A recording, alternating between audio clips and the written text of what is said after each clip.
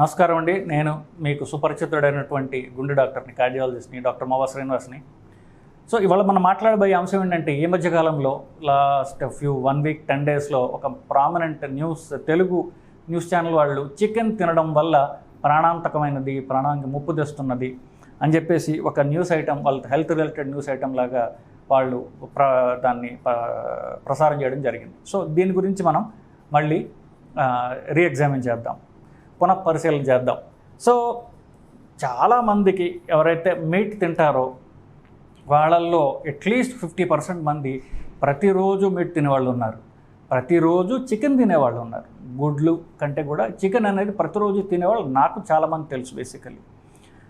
So వాళ్ళకి chicken లేకపోతే అన్నం తిన్నట్టే కాదు. సో ఏం చేస్తారంటే, ఇంట్లో వండడం కష్టం అయితే బయట నుంచి అయినా తెప్పించుకుని ఆ రోజు చికెన్ తినకపోతే వాళ్ళకి అన్నం తిన్నట్టే కాదు. సో ఇలాంటిది సర్వసాధారణం అయిపోయింది. సో చికెన్ తినడం ఫస్ట్, దాంట్లో దాని పాజిటివ్ ఫ్యాక్టర్స్ ఏమిటి, దానివల్ల ఏమైనా మనకి దుష్పరిణామాలు ఉన్నాయా, ఈ రెండు మనం పరిశీలిద్దాం.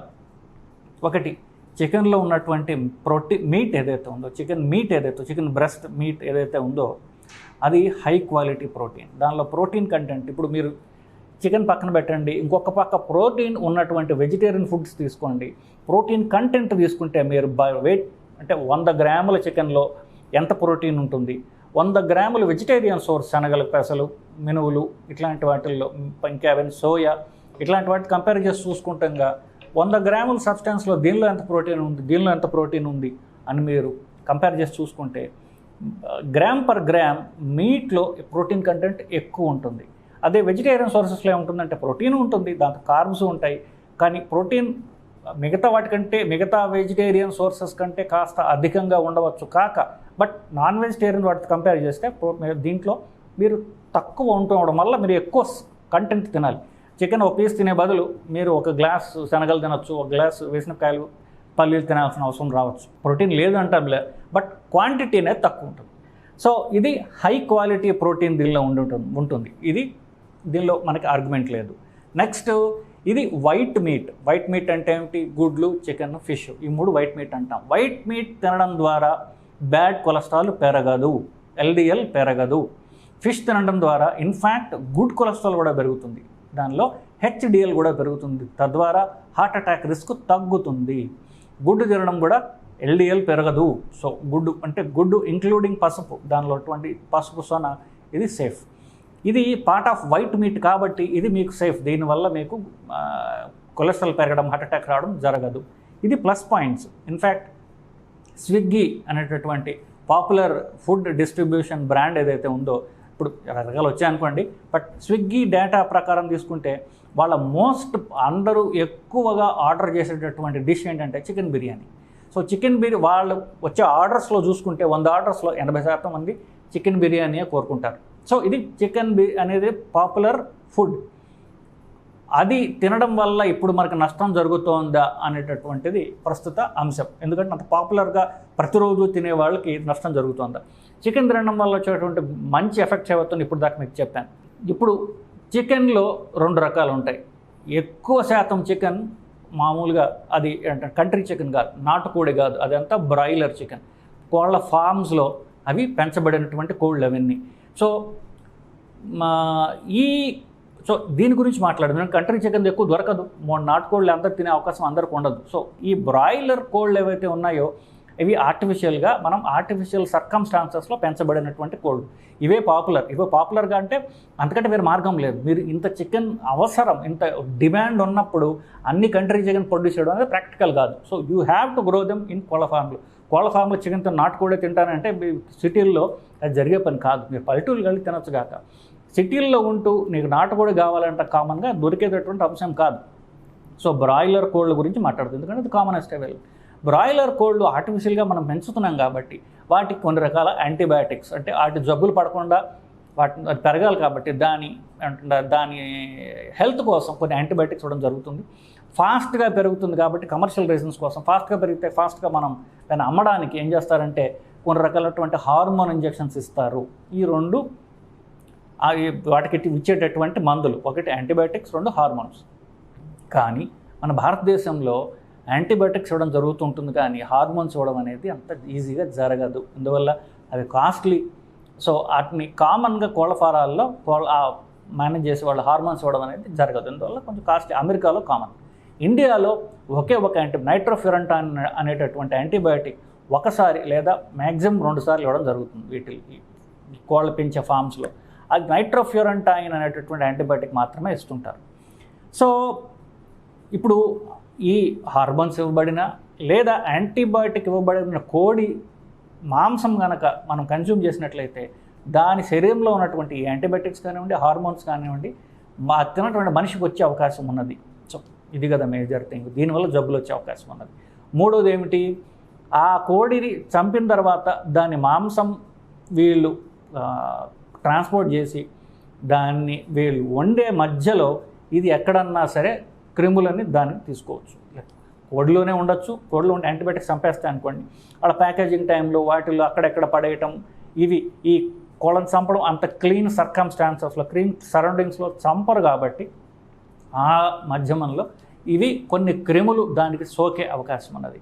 ఇవన్నిటినీ తిన్న వాళ్ళకి రావచ్చు, హార్మోన్లు రావచ్చు, యాంటీబయాటిక్స్ వాళ్ళ శరీరం రావచ్చు, క్రిములని వాళ్ళకి తినే అవకాశం ఉంది. ఈ 3 తినడం ద్వారా కోడి మాంసం తిన్న వాళ్ళకి ఈ జబ్బులు వస్తాయి. ఇందాక అనుకున్నాం హార్మోన్స్ అనేవి తీసేసాం, ఇండియాలో కామన్గా వాడరు. ఇకపోతే క్రిములు వస్తాయి, యాంటీబయాటిక్స్ వస్తాయి. ఈ రెండింటి వల్ల వాళ్ళు అనారోగ్యానికి గురి కావచ్చు. సో యాంటీబయాటిక్స్ గురించి చూద్దాం.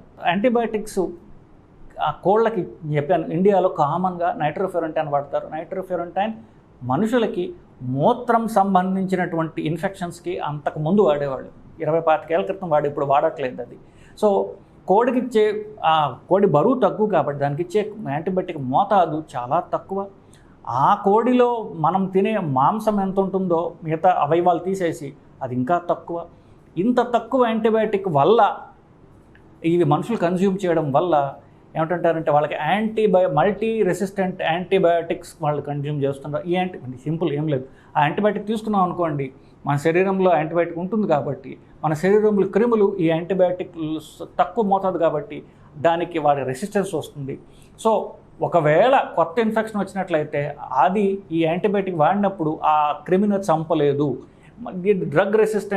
డ్రగ్ రెసిస్టెన్స్ని ప్రమోట్ చేస్తోంది. అంటే ఏ యాంటీబయాటిక్ అయితే కోళ్ళ ద్వారా మనకు వస్తుందో అది మనుషులకి ఇక పనిచేయదు, మనకు జబ్బు వస్తే ఆ యాంటీబయాటిక్ మనకు పనిచేయదు అనేటటువంటిది ఇప్పుడు అంశం. దాన్ని కారణంగా చూపుతున్నారు. ఇప్పుడు నేను చెప్పేదల్లా ఒకటే, ఒక కోడికి మనిషి కంటే బరువు చిన్నది తక్కువ కదా, సో దానికి ఎంత యాంటీబయాటిక్ ఇస్తారు, చాలా తక్కువ మోతాదు ఇస్తారు.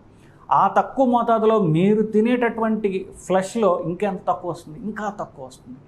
అంత తక్కువ యాంటీబయాటిక్ మనిషి తినడం వల్ల నష్టం జరుగుతుందా అంటే నేను జరగదు అని చెప్తాను. ఎందువల్ల, ఒకవేళ యాంటీబయాటిక్ దాని మాంసంలో ఉన్నప్పటికీ కూడా దాన్ని సరిగ్గా వండినట్లయితే, కనీసం 30 నిమిషాల పాటు దాన్ని బాయిల్ చేసినట్లయితే ఆ యాంటీబయాటిక్ డిస్ట్రాయ్ అయిపోతుంది.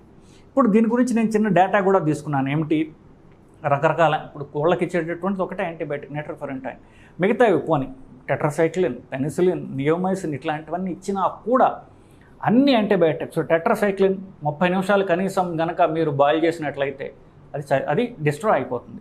పెనిసిలిన్ 90 నిమిషాలకు డిస్ట్రాయ్ అయిపోతుంది. నియోమైసిన్ అనేది మాత్రము అది 90 నిమిషాలకి మీరు వాటర్లో బాయిల్ చేసిన డిస్ట్రాయ్ కాదు.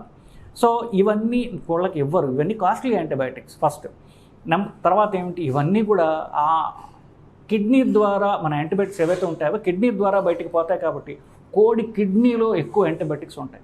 సో కోడి ఫ్లష్ తినే వాళ్ళకి అంత రిస్క్ ఉండదు. కోడి కిడ్నీలు కానీ ఏదైనా సరే కిడ్నీలు తినే వాళ్ళకి ఏమవుతుందంటే ఈ మందులన్నీ కిడ్నీలు అక్యుములేట్ అయి ఉంటాయి కాబట్టి కిడ్నీలు తినే వాళ్ళకి రిస్క్ ఉంటుంది తప్ప కోడి ఫ్లష్ సరిగ్గా వండబడినటువంటి కోడి ఫ్లష్ అంటే మీరు ఇంట్లో వండుకుంటే కనీసం 30 నిమిషాల పాటు దాన్ని కనుక మీరు బాయిల్ చేసినట్లయితే ఒకవేళ దాని యాంటీబయాటిక్స్ ఉన్నా మధ్యలో అది ఎక్కడ క్రిములను పట్టుకున్నా కూడా ఆ క్రిములన్నీ కూడా డిస్ట్రాయ్ చేయబడతాయి.